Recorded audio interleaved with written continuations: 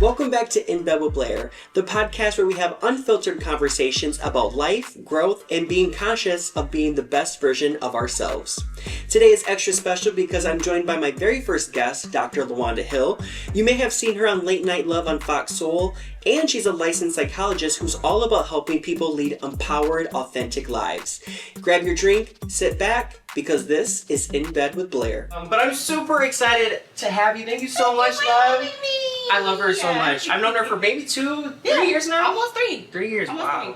And one thing about LaWanda is she walks to the beat of her own drum. I will say that for one. And we just had dinner/drinks a couple weeks ago. Yeah, like a couple weeks ago. And we talked about some real life stuff. Mm-hmm. And not only with the things that you do for Black women and for people in general, but just, I mean, you're someone who can do things by themselves, who loves people, who loves community and love building community, but you have no problem doing things by yourself. And I really wanted this episode to reflect that. Aww. And so today we're going to talk about how people can be, the best versions of themselves, and going to solo dates, traveling. So what is one of the biggest things that you tell people who are uncomfortable with doing things by themselves? Wow, you know what? Thank you for noticing that. Actually, Yeah. Let me just say that I appreciate you for noticing me being me. Like, so often you like moving through the world and you don't really realize that people are paying attention or that they see you. So I appreciate that. Yeah. I always like to do what I call like incremental exposure. So if people are uncomfortable with the idea, especially women who are like, oh my God, I don't know what to do, going by myself, going to the movies, out. I like to tell them, give themselves just like a time, like 5 to 10 minutes, right? It's kind of like ease it into it just a little bit. We do a pep talk, of course, but I think the biggest piece is just kind of figuring out, one, what is the biggest hesitation? What is the biggest fear? What makes them uncomfortable? Why don't they want to? Because it's a lot of stigma. You start asking questions. People are lonely. They feel like, oh, people are judging them. They're judging them. They're going to feel like they're lonely. They're going to feel like they're, I've heard people call themselves all kinds of names. So I think it's really trying to peel back what is it that makes it challenging for you to go out by yourself. Trying to get at the heart of that. But then let's start small. Like, where can you go and start small? And then I give them some tips. Like, make friends with the bartender. Like, start talking to them. Oh, okay. Obviously, a perk is getting free drink, duh. Right. But also, you do get to meet more people in the community, especially because they know people. And you get planted. So I think, sometimes when people are like more introvert, because I do feel like introverts maybe have a harder time with this, it's like, give them something to focus on. When you go sit down, I'll give them a script. Go sit down, order your drink, ask the bartender what's the best drink, try to make friends sit at the bar. Let me start there. Sit at the bar.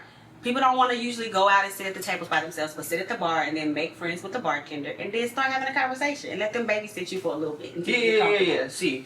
Okay, another thing too, because I'm happy you mentioned that, because it's really the small things and practicing first. It's not even necessarily doing the actual action of going by yourself. It's like getting there and what you need to do when you get to that point. So bartender, and maybe starting out just sitting at the bar first before just sitting down by yourself for like a dinner. Exactly. Maybe like starting off with a drink first. Yeah, start off with a drink. And if you're not a drink, mocktail or appetizers, just go and sit at the bar and get comfortable being uncomfortable. Yeah. Like, get comfortable being uncomfortable, because at some point that discomfort is gonna subside. Yeah. The first thing I did by myself that really helped was go to the movies. Oh. Went to the movies by myself, had the best time, and obviously because it was like with myself, I'm a great time. But it was like the latest Spider-Man movie, whatever that one came out, so it was like 2 years ago, and that was my first thing that I did it was just a couple of years ago, 3 years ago maybe. When I went by myself, I had the best time.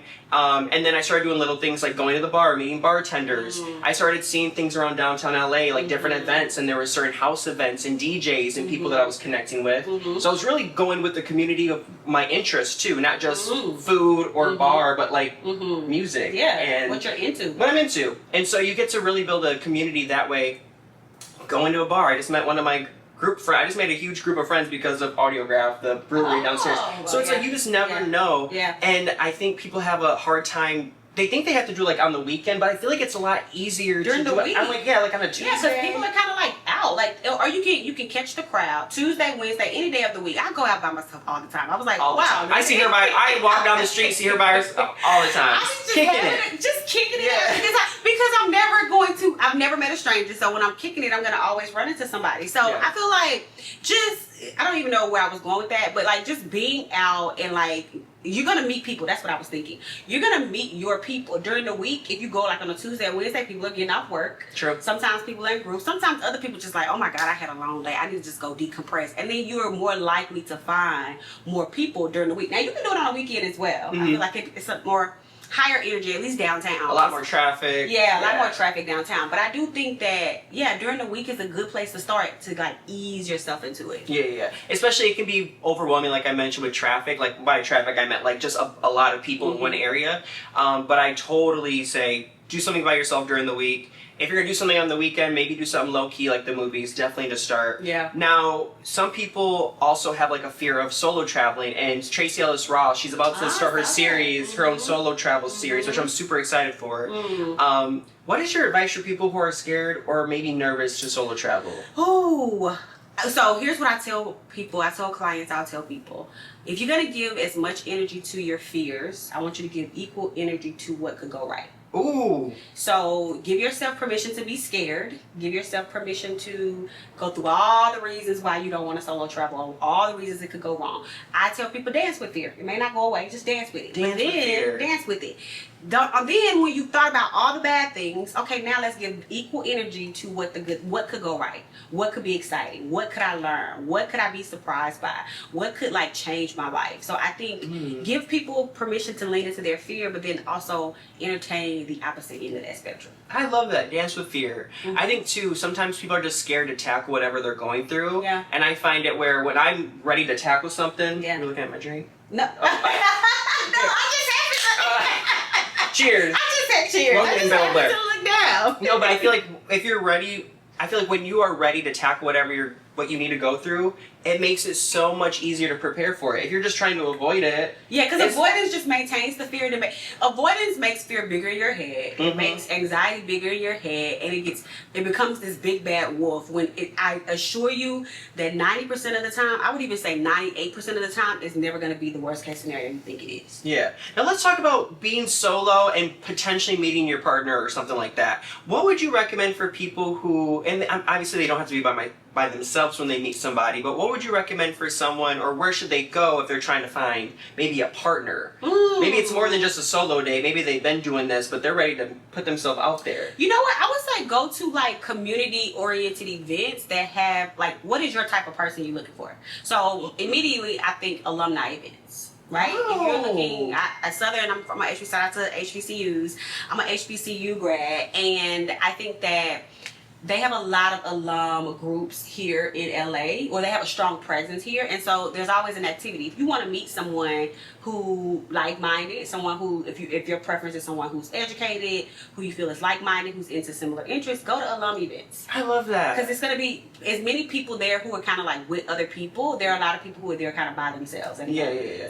Yeah, it's crazy because I meet people by myself. I've had people come up to me, but it's usually not in LA. I don't know, it's weird in LA. But if I'm in the Midwest, I don't know what it is, but I feel like the people there are a little bit more upfront and a little bit maybe welcoming, I guess. Or less, maybe just more present. I don't know what it is here. I've had people approach me in LA, but not nearly as much as the South. Yeah, The South. Yeah, I can see that. I can see that. Yeah. I feel like just the type of people in the Midwest and the South and even the East Coast, I feel like if they're interested in something or they want to get to know something, they're going to go to it. Where the West Coast, I feel like people are just a little bit less approachable. And not that they're mean or anything, it's different. Yeah. I'm like, are they more in their casual era? Like, I don't know. West Coast is just different. You know? Yeah. I'm going to put my finger on it. I'm going to come up with my theory behind it. But I'm like, what is it? I need a couple of more months of data to figure it out. But it is a different energy. Yeah. In terms of people approaching you. Yeah, it's just I don't know, it's just different out here. That's why I'm like, I'll meet somebody, I'd date somebody far. I can do a long distance relationship, technically. Like, I would be so okay with that, because if that meant being with somebody who was cool and like just was more approachable and is outgoing, I really just, they don't even have to be outgoing, child, as long as you can hold a conversation. If you can hold a conversation, we'll get along fine. I like to talk, you like to talk, we all like to talk. That's what I'm saying. Like, I think that's the biggest thing, and that's my biggest sign if and I try to say hi to everybody. Like, even if I am at a store in LA, if I see somebody, I try to say hi. Even in the gym, I practice just saying hi, because if that person's interested in you, even if it's not romantic, they might be like, what's up? Yeah. You know? That's a really, I would add that as a tip, actually. Okay. When you say people going out by themselves, I do think, just speak to people. Just say hey. Say hi, smile, be open, be approachable, wear some color. Do not go out by yourself in black, gray, or blue. Please. Okay. It's like... Damn, blue's my favorite color, child. Everybody's in black.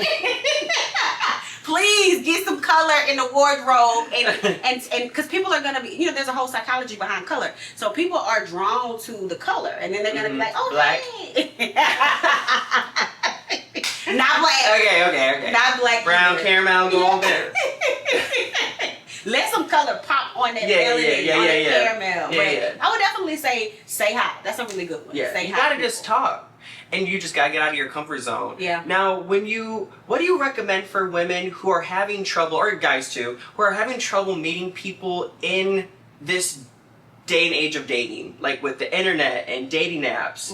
Because I feel like that's something that I am just not interested in right now. I haven't had a dating app in maybe 5 months. I was gonna say, I'm still traditional. I'm a non-traditional girl in a lot of ways, but in that realm, I'm still traditional because here's my bias, and I will own that this is my bias. I think people try to put forth their persona dating apps specifically, and I do think that they're going to give you their highlights. That's what social is. Like, they're going to give you their highlights, and I don't think that there's nothing wrong with highlights, but I do think that sometimes people aren't as self-aware. People inflate. True. People exaggerate. So I still believe in putting yourself in social settings, where you can see people in their element and see who they are in vivo, in real time, and take a break from the apps. I think that could be easy. I think that could be a crutch for a lot of people. Yeah. Just going out and trying to meet people in person. Yeah, that's what I'm trying to do, and I feel like I'm meeting a lot more dope people. But like I said, I'm not even trying to date in LA. I'm trying to have different area codes. You know what I'm saying? Blair said, listen, this is just his home base. This is just the home base, but I got a couple spoke stations outside. Listen, I don't discriminate. I can have a home base. I can have, back in the South, back in the East Coast, whosoever will. Yeah. Until I find the right person, I'm with you. Yeah. I'm with you. Because I feel like too, I'm in my era of not settling. Like, I feel like too, that's a lot of the reason why I've been hanging up on myself in terms of like going up on myself and doing certain things, because, honey, I don't need to settle for somebody when I got me. That's fair. Does that make sense? That is definitely fair. So it's fair. just like, I'd rather be my own best friend rather than just letting anybody in. I'd rather go out by myself, have the best time just by myself, than rather than just trying to kick it or invite somebody who I really can't stand, who annoys me, or does not deserve me in any capacity. Yeah. You want people to add to the experience. I think that's what I'm hearing. Like, you first of all, start enjoying, it's a process to start enjoying yourself, enjoying your own company. Yep. But then when you are in that era and when you truly appreciate who you are and you enjoy yourself, then whoever you bring along adds to the experience. They just add to it. You don't want anybody that detracts, that's negative energy, that changes the vibe, in a bad way. So I'm with you. It's like, who's going to add to the experience in a positive way? I still believe that we are social beings, so humans need social engagement. We need other people, but we need people that's going to add to our experience. 100%. Not detract. And you know what? I didn't tell the truth in terms of the movies being my first experience. The first real experience that I started feeling comfortable with myself was the beach. Oh, I'd go to the beach with myself. And that's what really got me to be cool. Because then it's like, the beach, there's people there. If you see somebody, you can say hi and stuff. But, the beach, I love the beach. That's my favorite place. That's why. It's so interesting because I'm like, man, like, I've been going to your point, Blair has seen me. I've been going to all these places for forever. Probably, you know why, as I'm thinking about this, I've had a lot of experience because in grad school, I had to do 11 years. So you get really comfortable. Damn. Yeah. People don't just call themselves doctors, okay? They got to pay their dues. I know, that's right. Come on, Dr. LaWanda. But I feel like, having to move and meet new people forced me to have to like do things by yourself, because the times that you're available, everybody else is at work. True. You know what I'm saying? Because you're in school and people are at work and they're doing their thing. So just having to learn how to do it by myself, because I was forced, really makes it easy. So I've gone to the beach, I've gone to the movies, I travel, I go to dinner, go to the bar. Like, it just feels so regular. Yeah. It just feels like a part of my life at this point. But I can see how when you first start, it can feel like a little bit intimidating. Yeah. And I think the biggest thing is no matter what, just not settling. And I think the main reason why I thought that having you on here would be such a great experience for the listeners was you can be good by yourself and just live your life, because whatever's good for you, it will come. It will come. It will come. Don't rush it. I completely agree with that, Blair. Snaps to that. Thank you. When you are I have my moments, girl. 'Cause sometimes I'm struggling.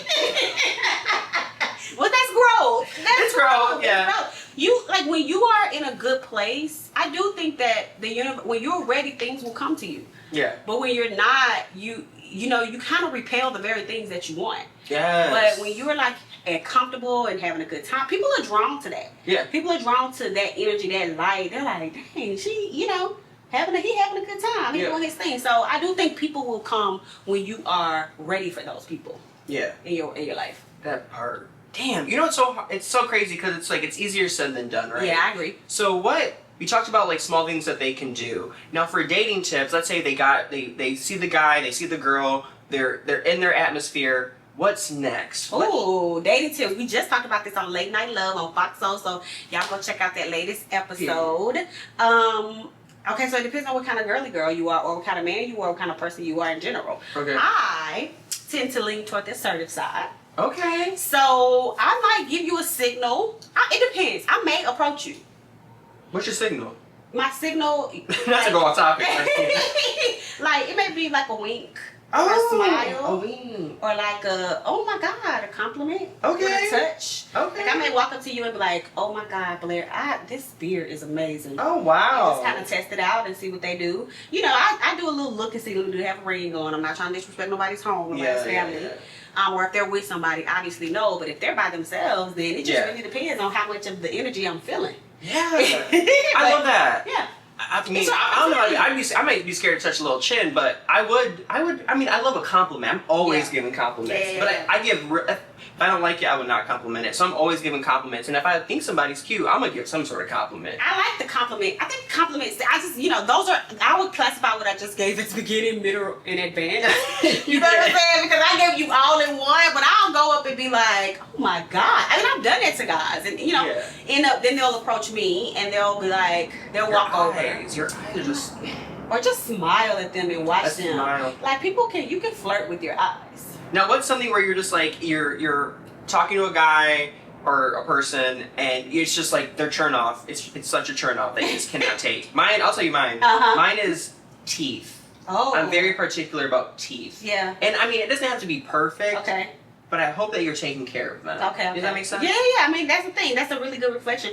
To me, it's like attire. I'm really into fit. People who appreciate and take care of their bodies. Okay. So, and I can see based on what your physique looks like. So I kind of can scan the room, and if I don't see anybody that is not really much of a turn off, is what's a turn on.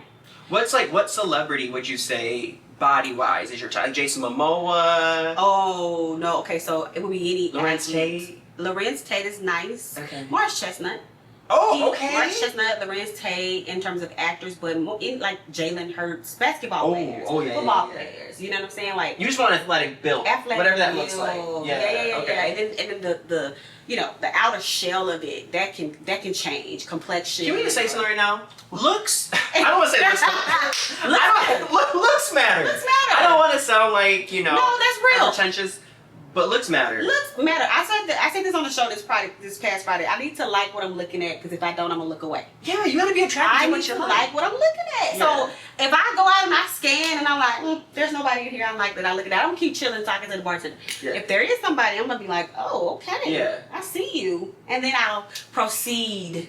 My type is so wild. I wouldn't say I really have a type, but for some reason I like guys who are athletic, but also geeky or nerdy or just super smart. Okay, so what's geeky though? And what's nerdy? What's the difference? Or is there one? I don't know if I would necessarily say a difference, but like a lot of the guys who I've dated love Legos. Oh. They went to like huge colleges. I'm not gonna name them because I don't need them to But like he's talking about me. But I don't need them to think anything. But just super smart too. Okay. And great jobs, and you can just tell like they've worked really hard. Prefer black, but I'm open. You know, I got a white mom. You know, we're open over here. But I think it's just super important for me. I like to learn from people. Oh. So that's my big thing. Okay. Yeah. So that intellectual stimulation is high for you. Oh yeah. Okay. And then if you're like hot on top of it and you like work out, so it's just like crazy. On top of it though, so what's the base? I like to say what's the base and what do you build on? Do you build on the looks? Because to me, I need to be attracted to you before I find out. That I would say looks. I have to obviously be attracted. There has to be something that I'm attracted to physically. Okay. But your mind is what keeps you. Mind is what keeps me. I agree with that. I met a lot of guys. I met this. I won't even say his name because he was so toxic. He wasn't even toxic. He was just this. I would say he probably is, honestly. I don't use that word so loosely because I think it's overused. It is overused. Toxic and narcissist. People aren't using narcissism in the right way. And we can talk about that next. Yes. Okay. I'm like, there's a small subsection of people who are narcissistic, y'all. It's not a common. There's narcissistic traits. And tendencies. Yes, but it doesn't mean that they're a narcissist. Okay. Yeah. Thank you. I'm so glad that came up because I'm like, don't invite me on nothing to talk about narcissism or toxicity because I think it's overused. It's starting to become overused. Okay, so go back to here. But he was just again nice. He was attractive. I saw him. Honestly, I saw him when I walked in the bar. I sat at the bar. He was kind of sitting over to the left, and he made eye contact, and I was like, "Oh, he's handsome. He's chocolate." Now, let me tell y'all this quick story. I was there to spot firefighters. So this was during the This was during the fire. This was during the fires, and I was making my rounds, as Blair would tell you, downtown, and I saw that they were at the Moxie. Ooh, the firefighters outside. It was tons of trucks, y'all, lined up. And when I went in, I was going because I'm having my summit there. So I was meeting with the event coordinator for whatever reason that day. I think I needed to see one of the rooms, the breakout rooms. And I said, oh, wow, it's a lot of firefighters. And she's like, oh, yeah, they'll be here today at 5 because we feed them. So I was like, guess who else going to be there at 5? Me. So I was there for the firefighters. So I saw him, but I was just like, nah, I got to stay focused. Yeah. You know, I'm here for the firefighters. So he walked up. And he starts talking, but the turnoff is like, okay, he's attractive. Obviously, I could tell he was a former athlete, takes good care of himself, having conversation. And then he took a comment and he had to make it sexual. And I said, why did you just ruin the conversation like that? Oh, you said that to him? I said that to him. He was like, well, I said, you could have. We was doing so well. We were having a good combo, and you had to lead with sexual energy. And so, to me, that's a turnoff. Like, and I'm a big proponent of sexual liberation and wellness. And anybody who knows me knows that. But you can't lead with that too soon. No, oh my gosh. Can I tell you, there's nothing better than going on a date or two, even if it's not gonna go far, but just to get to know the person, because people can be friends. Yeah. Friends. And we can go out. We can have a good time. And maybe it's just for a season. Right. That's okay. Yeah. I like to take it slow too. But like, why do you have to be so abrasive with the sex all the time? And you could just tell that was a part of his identity. So this ended up being like a mini counseling session. Damn. That's one thing about being a therapist. I be feeling so bad because you know people be wanting free therapy. I said, you do this a lot, don't you? And he was like, what? Like, you know, he felt like that's what he had to offer. And to be fair, I do think a lot of men who are athletic and take care of themselves, usually that's what they get pinned into that. Yeah. And so they feel like they got to lead with it. But I was like, why do you have to ruin it? So that's a turn off for me. Doing anything too quick, too soon, getting too familiar with me too soon is a turn off for me. I feel like there's boundaries and there's barriers to cross. I feel like talking about sex off the bat like that, it might come off a little abrasive for some people. For me, I'm open to talk about things, but it depends the type of conversation. And how did it get introduced? This was like, I'm like, bro, that was left field. I can see if I was like, what are you? He was just trying to. He was trying to make it relevant. Just, I was like, how are you doing? Good. I'm 8 inches. What? Like, bro, why do you? And my response, because he was talking about the size of his fin. Was he? Oh my God, Joy, no. I was like. I'm a man. You might. That's why. You might. That's crazy. You might. I just said that as an example. He was talking about his size. He did. That's crazy. And my response was, it's not about the size. It's how you use it. If you want to lead with that, like that's not a turn on, bro. I agree with what you're saying, but I don't agree with what you're saying. You know what I'm saying? I'm not gonna say it was smart. Okay. I believe that. I feel like it's about fit. Oh yeah. Are we good fits? Yeah. Okay. Yeah. The measurements. I get that. You know what I mean? Like people be like, oh, the measurements is such a big deal. It doesn't matter. If one, the measurements is too disproportionate, or two, you don't know what to do with the measurements. Yeah, I agree. That's a whole nother. We have to come back for another episode. Girl. Come back during Scorpio season. I'll be ready for it. That'll be fun. I'll be excited about that. That'll be a lot of fun. I'll be excited about that. Okay, so we talked about toxicity. We don't even need to cover toxicity. I feel like that word. The internet has toxicity covered. The internet is toxic. That's right. Ooh, yes, that's a word. But narcissism. I love that you are also over people overusing that word, because I do believe that yes, people have narcissistic traits, but I don't. I've had people just say that this person's a narcissist, and I've met them, and I'm like, you know. Like how? How? And it's like, okay, maybe they're selfish. But it's important to be selfish. But selfish is not. That's what I feel. I feel like a lot of people use this word narcissist when they're talking about people who seemingly lack narcissistic people.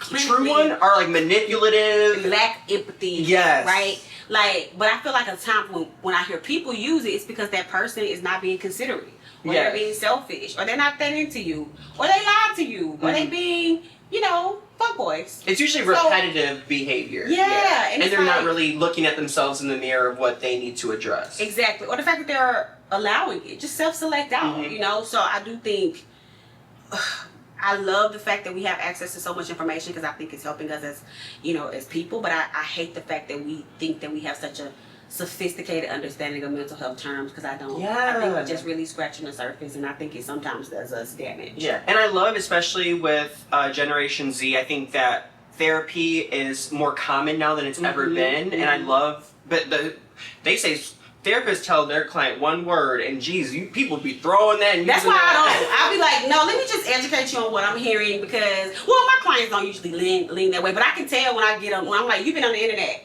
they'll bring me, I'm looking to, and I'm like, hey, this sounds like an internet term. This sounds like something you self-diagnosed yourself with. So yeah, it's a situation for all of us therapists out there. We're really trying to call us. He said he's trying to call in. You can't call in right now. Not right now, sir. But I'm happy you said that. And you know what? The rule is, if you can't spell narcissism or narcissist, you can't say it. You cannot label. You cannot label if you can't spell it. Oh my gosh. No, this is perfect. Now let's talk about the Black Summit and the work that you've been doing with women, Black women. Just tell us about your summit that's coming up in September. Yeah, so our summit, thank you for that. It is the Black Women Lead Annual Power Summit. This is the summit for Black women leaders. I call them the first, the few, the onlys. They are the women who are leaders in their industries, often the first to be doing what they're doing within their family, their community. They're the only woman, the only Black woman, the only Black woman around them who are doing what they're doing, and or they're amongst the few who are in leadership positions. Those women have very unique plights. They have unique challenges. They have a unique set of barriers and obstacles they have to overcome. So our summit is for those women to come and be filled. Yeah. Like from what I call our leadership blueprint. So it's about dealing with that whole woman. These women often give of themselves to others. So the summit is a space for us to pour unapologetically, unequivocally into them, and to focus on their emotional self, their spiritual self, their sexual self, their professional self, their relational self, and their physical self. So we give them a moment to pause and build themselves up as a leader, because I think the most effective leaders are women who are leading from the inside out, as opposed to focusing on, how do I be better within tech, or how do I be better in healthcare, or how do I be better in the arts? Like, how do you better with yourself? And if you better in yourself, you're going to be an amazing leader. I love that. So that's what it's What's about. your most common advice right now that you're seeing with women leaders outside of them, like just in their just their fields, but in general, what advice have you been giving women lately? They are the blueprint. I remind them that you are the blueprint. You're looking external. We're in a crisis. Black women are being disproportionately impacted right now with like layoffs and job loss, because they're leading, and they're like, I think that they are kind of concerned about that, but I want to remind them that you are the blueprint. It's in you. Everything you need to lead is within you. You just have to take a moment to pause, tap into that, connect with other women, feel that energy, but you are the blueprint. Always have been. You are, ooh! Jesus! Always have been. And one thing that has always bothered me is, I think especially now with everything that's happening in the current administration, people that are, POCs, women, people are really being attacked and targeted. And it's it's hard for me, especially as someone who's a Black gay man, but, I'm not a woman. But I know that I can do something as a man to maybe help support women, Black women, women of color. What can men do to help support women at this time? I would say talk with those women and ask them what they need, and then use your sphere of influence and your power and your voice to advocate for it. Like, just talk. Like, ask the women, what do they need? Because sometimes it's support, sometimes it's allyship, sometimes it's partnership, sometimes it's, you know, resources, sometimes it's, you know, their endorsements or their sponsorship. So I would say be curious. Ask the black women in your life, or the women of color in your life, what is it that you need, and how can I use my power, my resources, my tools to help? Be that voice at the table. Don't be the one who is watching the stuff go down at the table and then you quiet. Be the one who advocate. Be the one who, or be the one that give up your seat. You know what I'm saying? If you feel like a black woman would be better, you know, positioned for that seat or could do things more effectively, be the one to give up your seat. That's another level.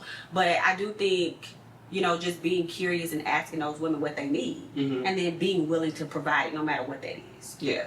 Now, what would you tell someone right now who the time clock, maybe a woman watching, they feel like the time clock, and I'm talking about their dating life, professional life, and a lot of different aspects of life, if they're kind of rushing right now, what would you tell them? I would say unplug and slow down, because you're rushing based on whose clock. Right? Like, we rush because there's one thing to feel like, man, I want a partner. I get that. Like, that's normal. I'm not going to invalidate that. But if I'm running out of time, based on what? Based on social norms?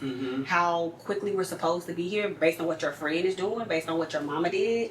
You know, based on what is supposed to be socially acceptable? So I think those mamas, we really have to take a pause from social, from people, because it's too many voices. There's too many voices. If you're alignment, then you right on time. You on your journey. You right where you should be on your journey.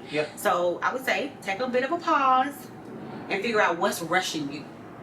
You know, whose voice is rushing you. Because I want to tell you one thing that I've been doing the last 3 years, and my roommate put me onto this. I just kind of structured it in my own way, and I do a goals list every year. So I'll do like miscellaneous, physical, relationship. Good, I like that. And like it's from how many books I want to read that year to how if I want to go on a date or go on try something I've never done before. Different things, and then I also list the accomplishments that I've done, like creating this podcast, and then like was one of them this year. I love it. Congrats. Thank you, love, and thank you again for being my first guest. But I always tell people, write things down, because once you even have like a basis of what you want for yourself, you can get more creative and get more in depth and really put a description for everything that you want. And of course, like, timelines are important, especially for women if they want to have kids and things like that. But it's also important to consider, what if you weren't meant for certain things? I think that's okay too. You know what I'm saying? Because like, or at that time. At that time, and that's what I'm speaking of. I think great things come with time. That's why I really wanted you on here, to get comfortable with yourselves, get to know yourself, get to know what you deserve. Yeah, that's good, Blair. Like, because what we talked about today is like, in terms of being comfortable with yourself, dating yourself, spending time with yourself, it's really preparing you for the things you want, I believe. It's preparing you to learn more about yourself, to understand what your standards are, to even pause and look at what have been probably some of your not so healthy patterns. You know, like, what are you more prone to do in situations where you're meeting people? Because I do think that's a critical part of the journey. We think that we want to skip past this part, but this part about being with ourselves, being one with ourselves, knowing ourselves, is a critical part of the journey, I think. For any goal. Holding yourself accountable. I'm happy you said that, because you do have to hold yourself accountable. Self-awareness, holding yourself accountable, and just becoming better. If you're always striving to be the best version of you, you'll be great. Yeah, for sure. And then people, and to your point, like, I mean, I think it's amazing that you led with saying, wow, LaWanda walks to the beat of her own drum. To me, that's a great compliment, because it's like, wow, you see me. Which means the work that I have done internally is people are seeing it. So that is a word. Like, if you do the internal work, people will see it, and then people are drawn to it, and then before you know it, you're meeting your goals. I've always been inspired by people who are comfortable with themselves. And even like when I was younger in elementary school and high school, I was cool with so many different groups of people. Like, okay, maybe the jocks, and I would say maybe I was like a preppy kid. I feel like I'm giving prep. I was like, he was definitely giving me preppy. You was a preppy I'm definitely kid. giving prep. He was a preppy kid. But I was cool with like the geeky group. Like, I was cool with everybody, I feel like, and I felt like my parents would always tell me when I was younger, I feel like I create like a space for people. Yeah. And I make people feel welcome. So that's something that I don't take lightly. Yeah. And I remember in the 4th grade, my dad came up to me and goes, or I asked my dad in the 4th grade, like, can I sit by somebody that people are being mean to? And yeah, it's something he always tells me. He goes, Blair, I knew your heart. I'm like, I know where your heart is, because even at that young age, you always wanted to include people. Oh, Blair, I love that. Oh, child, but guess how many people I pushed away too? Let me get myself you gotta balance it out. No, I'm just playing. Balance. I'm just playing. But yeah, I think it's super important, and that's what this podcast is all about. So thank you guys so much for watching. Oh, before we even go, where can people find you, girl? Dr. LaWanda Hill on all platforms. So you can find me if you're into clinical services. If you want to, like, you know what, I need to take a deep dive into what she was saying, and you want to work with me professionally, drlawandahill.com. But if you want to just hang out and figure out what I'm doing, what I'm up to, get tips, tools, entertainment, I'm at Dr. LaWanda Hill on all platforms. So that's Instagram, Facebook, LinkedIn, and Threads. Yeah, and I will be at her summit. Yes, working the red carpet with her. The red carpet. Super excited to support your summit. I can't wait to see it. It's going to be at the Moxie in downtown LA. I can't wait for you to help the women feel like they should feel. The 4th grade you is going to make those women feel as important as they are. Thank you. I like that for them. I love that for them, actually. Well, we really appreciate you guys for listening and watching. If you're watching on YouTube, this is In Bed with Blair. You can follow us on Instagram at In Bed with Blair, and you can follow me on Instagram at I Am Blair T, or TikTok On Air with Blair, or YouTube at Blair Thompson. Thank you so much for watching. Thank you. Make sure you guys subscribe, follow Dr. LaWanda Hill, and we'll see you next time.